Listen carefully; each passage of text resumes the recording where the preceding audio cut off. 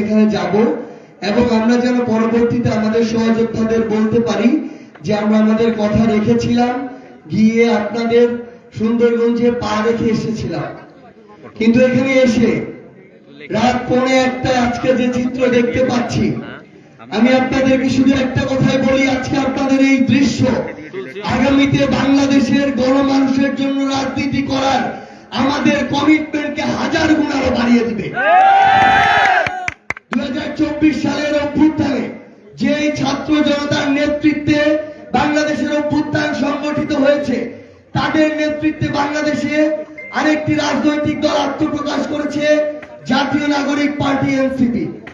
আজকে আমরা বাংলাদেশের উত্তরাঞ্চলে অন্যতম পিছিয়ে পড়া একটি জেলা গাইবান্ধার যে সুন্দরগঞ্জ, সেই উপজেলার রাত প্রায় 1টার দিকে দাঁড়িয়ে আছি। বাংলাদেশের এই উত্তরাঞ্চলের মানুষের সাথে বিগত সময়ের সরকার, বিগত সময়ে যারা শাসন করেছে, তারা যে বৈষম্য, যে অন্যায় করেছে, সেই অন্যায়ের বিরুদ্ধে আজকে সুন্দরগঞ্জের মানুষ দেখিয়ে দিয়েছে যে তারা নতুন কিছুর প্রত্যাশায় কিভাবে বাংলাদেশের দিকে এখনো চেয়ে আছে। আমরা আপনাদেরকে আমাদের জাতীয় নাগরিক পার্টি এনসিপির পক্ষ থেকে কিছু আজকে এখানে ওয়াদা করে যাই এবং আমরা আমাদের জায়গা থেকে আপনাদের প্রতি আমাদের কিছু প্রত্যাশা করে যাই। আমাদের এই মঞ্চে, আমাদের সামনে অনেক জুলাই যোদ্ধা রয়েছে।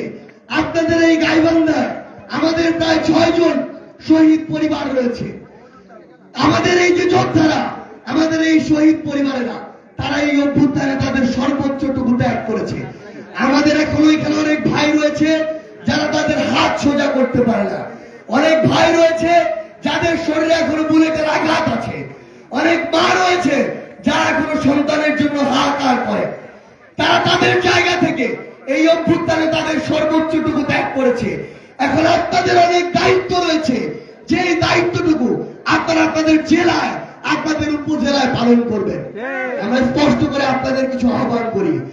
আমরা আগামীর বাংলাদেশে এই গাইবান্ধায়, এই সুন্দরগঞ্জে আর কোন চাঁদাবাজ দেখতে চাই না, যারা মানুষের ক্ষমতার সুযোগ নিয়ে মামলাবাজি করে, দখলদারিত্ব করে, সিন্ডিকেট চালায়, মাদকের ব্যবসা করে, তাদেরকে আমরা এই সুন্দরগঞ্জে দেখতে চাই না।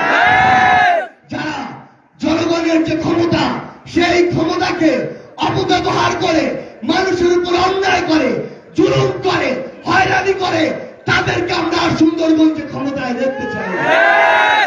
আমরা স্পষ্ট করে আপনাদেরকে আহ্বান করি, এই সুন্দরগঞ্জ, এই গাইবান্ধায় যে কোনো সরকারি অফিস আদালতে যে কোনো কর্মকর্তা কর্মচারী যদি জনগণের সেবক না হয়ে ভক্ষক হিসেবে কাজ করে, শোষক হিসেবে কাজ করে, তাদেরকে আমাদের ঐক্যবদ্ধভাবে রুখে দিতে হবে। একটা জিনিস মনে রাখতে হবে, কোন একজন সরকারি কর্মকর্তা কর্মচারী